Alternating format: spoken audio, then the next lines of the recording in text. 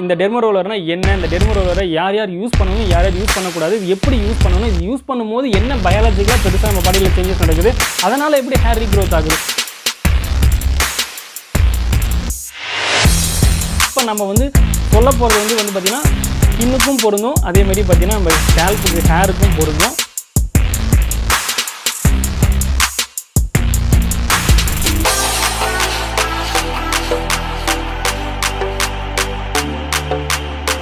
இதுதான் இந்த வீடியோவோட மெயின் பர்பஸான ஒரு விஷயமே. இந்த கொலாஜன்னா என்ன, இது எதுக்கு நம்ம வந்து இந்த ஸ்கின்னை பஞ்சர் பண்ணி வர வைக்கணும், இது ஏன் நம்ம உடம்புல நேச்சரலாக சுரக்கவே சுரக்காதா. இங்கே வந்து குவைத்தில் வந்து நியோ ஹேர் லோஷன் அப்படின்றது வந்து ரொம்ப ஃபேமஸாக வந்து இருந்துட்டு இருக்கு. எல்லாரும் வாங்கி யூஸ் பண்ணிட்டு இருக்காங்க. யூஸ் பண்ணுறதுக்கு முன்னாடி டிஸ்இன்ஃபெக்ட் பண்ணிட்டு தான் நம்ம யூஸ் பண்ணணும்.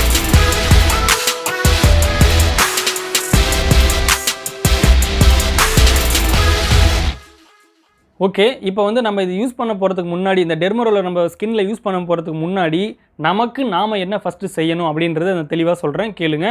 ஃபஸ்ட்டு வந்து தலைக்கு குளிச்சிடணும். நல்லா ஷாம்பு போட்டு ஆன்டி ட்ராண்ட்ரஃப் ஷாம்பு யூஸ் பண்ணி குளிக்கணும்.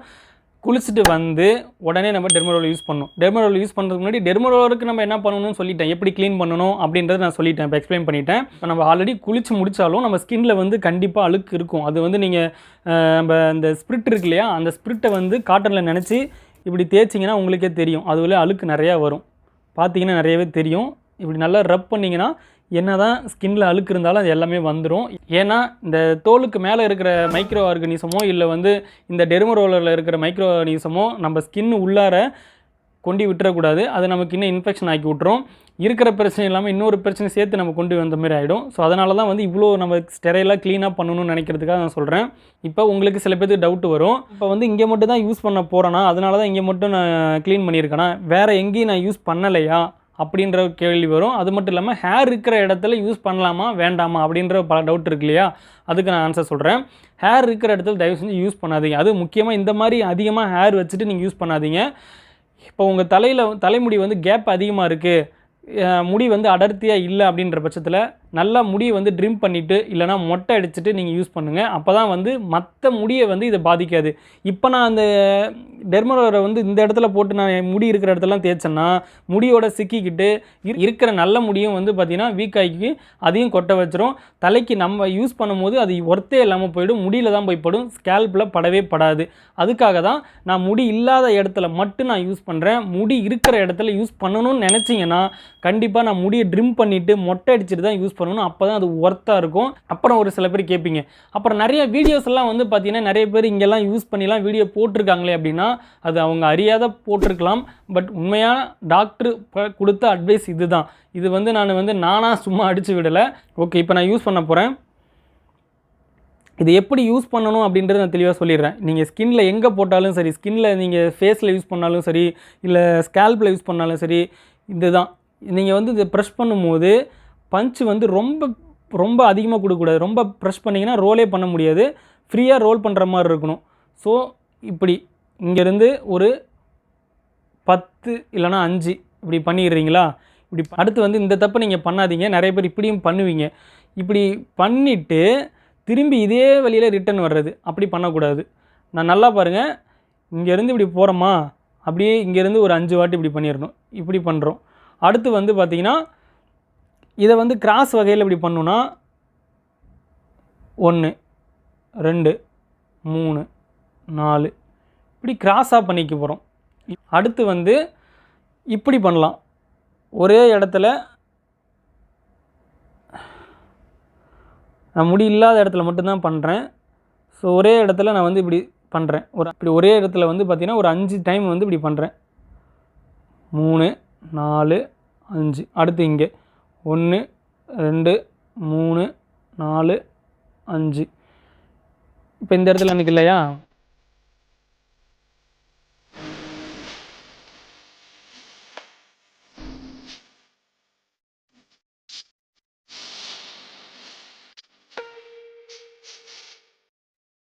இதில் இருக்கிறது டைட்டானிக் நீடில். ஸோ ரொம்ப நாள் லைஃப் லாங் வரும்.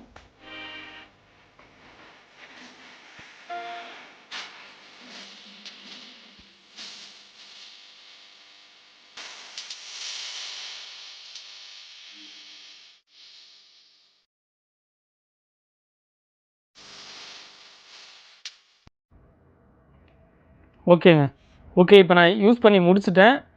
கரெக்டாக ஒரு 3 நிமிஷம் தான் நான் யூஸ் பண்ணேன். 3 நிமிஷம் யூஸ் பண்ணி முடிச்சுட்டு மறுபடியும் இதே ஸ்பிரிட்டில் நான் இதை போட்டுடுறேன். ஏன்னா இதில் இருக்கிற பிளட்டு வந்து அப்படியே இருந்தால் இன்ஃபெக்ட் ஆகும். ஸோ அதனால் இது க்ளீன் பண்ணுறதுக்கு மறுபடியும் அந்த ஸ்பிரிட் உள்ளார நான் இதை போட்டுடுறேன். இது அப்படியே ஒரு 5 நிமிஷம் அப்படியே தான் இருக்கும். அதுக்கப்புறம் தான் எடுத்து நான் ட்ரை பண்ணி வைப்பேன். ஓகே, இப்போ நான் யூஸ் பண்ணி முடிச்சுட்டு என்ன பண்ணணும் அப்படின்றத சொல்கிறேன். கண்டிப்பாக இதில் வந்து ப்ளீட் கொஞ்சம் கொஞ்சம் வந்து பார்த்திங்கன்னா ரத்தம் லைட்டாக வந்துக்கிட்டு இருக்கும். இப்போ எனக்கு யூஸ் பண்ணி முடிச்சதுக்கப்புறமா எப்படி இருக்குது பார்த்தீங்கன்னா, ஸ்கின்னில் வந்து நல்ல இரிட்டேஷன் இருக்குது. இரிட்டேஷன்னா ஒரு மாதிரி நல்ல ஸ்கின்னில் நமக்கு வந்து ஸ்க்ராட்ச் ஆகிடுச்சுன்னா எப்படி இருக்குமோ அந்த மாதிரி ஒரு பெயின் இருக்குது. இப்போ நான் வந்து இது யூஸ் பண்ணி முடிச்சதுக்கப்புறமா லைட்டாக வந்து ஸ்பிரிட் காட்டன் நல்லா புழிஞ்சிட்டு பாருங்கள். எதுவும் தண்ணியெலாம் கிடையாது. ரொம்ப நம்ம விட்ட நம்மகிட்டே போடுறேன். ஸோ இதை வந்து நல்லா புழிஞ்சு விட்டுறணும். ரொம்ப ட்ரையாக ஸ்பிரிட் ஊற்றின காட்டனை எடுத்து லைட்டாக அப்படி வச்சிடணும். ஏன்னா இதன் மூலியமாக நமக்கு வந்து பார்த்திங்கன்னா இன்ஃபெக்ஷன் ஆகிடக்கூடாது வெளியில். ஸோ அதனால் வெளியில் இருக்கிற மைக்ரோ ஆர்கானிசம் கொஞ்சம் டெத் ஆகணும் அப்படின்னா லைட்டாக இப்படி தொட்டு இப்படி வச்சா போதும். இதில் மேபி வந்து சம்டைம்ஸ் பிளட்டும் வரும். இதில் வந்து என்ன மாதிரியான நீடில் நம்ம யூஸ் பண்ணலாம் அப்படின்னா, இப்போ நான் வந்து யூஸ் பண்ணது வந்து பார்த்திங்கன்னா 0.5 mm. இப்போ இந்த ஹெட்டுக்கு யூஸ் பண்ணுறவங்க 0.5லேருந்து கண்டிப்பாக 1 mm நீடில் வரையும் நம்ம யூஸ் பண்ணலாம். அதுக்கு மேலே நீங்கள் வந்து யூஸ் பண்ணவே பண்ணாதீங்க. அதுக்கு மேலே யூஸ் பண்ணணும் அப்படின்னா கண்டிப்பாக ஹாஸ்பிட்டலுக்கு போய் தான் யூஸ் பண்ணணும். இப்போ ஸ்கின்னுக்கு இங்கெல்லாம் நம்ம வந்து மற்ற இடத்துலாம் யூஸ் பண்ணுறோம் அப்படின்னா 0.2 mmலேருந்து 0.75 mm வரையும் நம்ம யூஸ் பண்ணிக்கலாம். அதுக்கு மேலே நீங்கள் யூஸ் பண்ணாதீங்க. இதுதான் ஆக்சுவல் கரெக்டாக யூஸ் பண்ணுறதுக்கு. இதுக்கு மேலே நீங்கள் யூஸ் பண்ணிங்கன்னா உங்கள் ஸ்கின்னை நீங்களே டேமேஜ் பண்ணுற மாதிரி. நம்ம யூஸ் பண்ணுறது வந்து பார்த்திங்கன்னா ஸ்கின்னை வந்து டேமேஜ் பண்ணிடக்கூடாது. அதே மாதிரி நம்ம எதுக்காக யூஸ் பண்ணுறோமோ அந்த பர்பஸ் அது கொடுக்கணும். ஸோ அதை ஞாபகம் வச்சுக்கோங்க. ஏதோ எல்லோரும் யூஸ் பண்ணுறாங்கன்னு சொல்லி யூஸ் பண்ணாதீங்க. இப்போ நான் இது யூஸ் பண்ணி 1 மாதம் கழித்து தான் நான் ரிசல்ட் எப்படி இருந்து தெரியும். எனக்கு கண்டிப்பாக ஒரே நாளில் ரிசல்ட் தெரியாது, இல்லை ஒரு வாரத்துலேயே தெரியாது, இல்லை ஒரு 10 நாள்லேயே தெரியாது. இப்போ நான் இன்றைக்கி யூஸ் பண்ணிட்டேன். இதுக்கப்புறம் நான் எப்போ யூஸ் பண்ணேன் அப்படின்னா கண்டிப்பாக 7 days கேப் விட்டு, அதாவது 1 வாரம் கழித்து தான் மறுபடியும் நான் யூஸ் பண்ணுவேன். ஏன்னா 0.5 mm நீடில் யூஸ் பண்ணோம் அப்படின்னா கண்டிப்பாக 1 வாரம் நமக்கு கேப்பு கொடுக்கணும், டைம் கொடுக்கணும், டியூரேஷன். இதுவே வந்து 1 mm நீடில் அப்படின்னா நம்ம வந்து பார்த்திங்கன்னா 15 நாள் கண்டிப்பாக கேப் இருக்கணும். 15 நாளைக்கு முன்னாடி மறுபடியும் யூஸ் பண்ணாதீங்க. இன்னும் பார்த்திங்கன்னா இந்த சில பேர் தெரியாமல் வந்து 2 நாளைக்கு ஒரு வாட்டி 3 நாளைக்கு ஒரு வாட்டியெல்லாம் யூஸ் பண்ணிகிட்டு இருக்கீங்க. ஸ்கின்னில் வந்து ஹீலிங் ப்ராசஸ் நடக்காது. நம்ம எதுக்காக யூஸ் பண்ணுறோமோ அந்த பர்பஸ் வந்து நிறைவேறாது. ஸோ அதை மட்டும் நீங்கள் தெரிஞ்சுக்கோங்க. இந்த மாதிரி டெர்மரோலர் யூஸ் பண்ணால் மட்டும் பத்தாது. டெர்மரோலர் யூஸ் பண்ணதுக்கு அப்புறமா சீரம், லேவெண்டர் ஆயிலோ, இல்லை வந்து மாதவன் ஹேர் ஆயில் யூஸ் பண்ணுறீங்க இல்லையா, அந்த ஆயிலோ, இல்லை வந்து வீட்டில் வேறு நல்லெண்ணெய் இருக்குது, இல்லை வந்து தேங்காய் எண்ணெய் இருக்குது, இந்த மாதிரி உங்கள்கிட்ட என்ன ஆயில் இருக்கோ அதை யூஸ் பண்ணுங்கள். ஏன்னா அந்த ஹேர் ஃபாலிக்ஸ் வந்து உள்ள ட்ரையாக இருக்கக்கூடாது. இப்போ நான் யூஸ் பண்ண போகிறது பார்த்தீங்கன்னா வாட்டிகா என்ரிச்டு ஹேர் ஆயில் தான். ஏன்னா இதுதான் என்கிட்ட இப்போ இருக்குது. ஸோ இந்த ஆயில் நான் யூஸ் பண்ண போகிறேன். ஸோ நான் வந்து லேவெண்டர் ஆயில் வாங்கணும். ஸோ லேவெண்டர் ஆயில் வாங்கிட்டு நான் அதை எப்போவுமே ரெகுலராக வீக்லி ஒன்ஸ் யூஸ் பண்ண போகிறேன். இப்போக்கி என்கிட்ட லேவெண்டர் ஆயில் கிடையாது, வாங்கி வைக்கலை. ஸோ அதனால் இப்போக்கி நான் அந்த டெர்மரோலர் யூஸ் பண்ணி முடிச்சதுக்கு அப்புறமா என்னுடைய தலையில் நான் வாட்டிகா என்ரிச்டு ஹேர் ஆயில் தான் யூஸ் பண்ணுறேன். இது வந்து ஹேரை ரீக்ரோத் பண்ணுறதுக்கு சப்போர்ட் பண்ணும். அதில் இருக்கிற நியூட்ரிஷன் வந்து அந்த ஹேர் ஃபாலிக்ஸ்க்கு ரீச் ஆகி ஹேரை வந்து ப்ரொமோட் பண்ணி வளர வைக்கிறதுக்காக தான் இதெல்லாம் நான் அப்ளை பண்ணுறேன். ஸோ இது உங்களுக்கு புரிஞ்சிருக்குன்னு நினைக்கிறேன். ஸோ இதை வந்து நான் வாரத்தில் ஒரு டைம் யூஸ் பண்ணி கண்டிப்பாக 4 வாரம் யூஸ் பண்ணி 1 மாதம் கழிச்சுட்டு உங்களுக்கு ரிசல்ட் எப்படி இருக்குன்னு சொல்லிட்டு நான் போடுவேன்.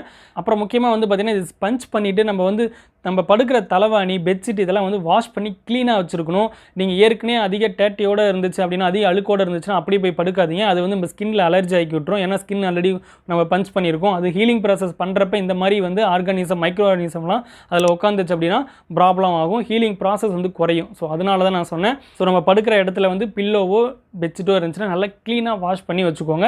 வெயிலில் காய வச்சு யூஸ் பண்ணுங்கள், அதுதான் நல்லது. வெளியில் வந்து பொல்யூஷன் உள்ள இடத்துக்கு நான் போகிறேன், ரொம்ப வெயிலில் வேலை செய்கிறேன், ஸ்வெட்டிங் ஆகுது அப்படின்னா தலைக்கு குளிச்சுட்டு வந்து படுங்க, அப்படியே விட்டுறாதீங்க. ஏன்னா அது வந்து ஸ்கின் அலர்ஜி ஆகிறதுக்கு சான்ஸ் இருக்குது. இந்த டெர்மரோலர் யூஸ் பண்ணும்போது என்னென்ன மிஸ்டேக் நம்ம பண்ணுறோம், என்னென்ன பண்ணக்கூடாது அப்படின்றதையும் நான் ஒரு வீடியோவாக அடுத்து நான் போடுறேன். இந்த வீடியோவில் வந்து பார்த்தீங்கன்னா நிறைய பாயிண்ட் மிஸ் பண்ணிடுறது கூட வாய்ப்பு இருக்குது. நான் பிளான் பண்ணது நிறைய இருந்துச்சு, பட் இந்த வீடியோ வந்து முடிக்க வரப்போ நிறைய பாயிண்ட் எனக்கு மிஸ் பண்ண மாதிரி தெரியுது. ஸோ இந்த வீடியோவை அவ்வளோ லென்த் ஆகிடுச்சு.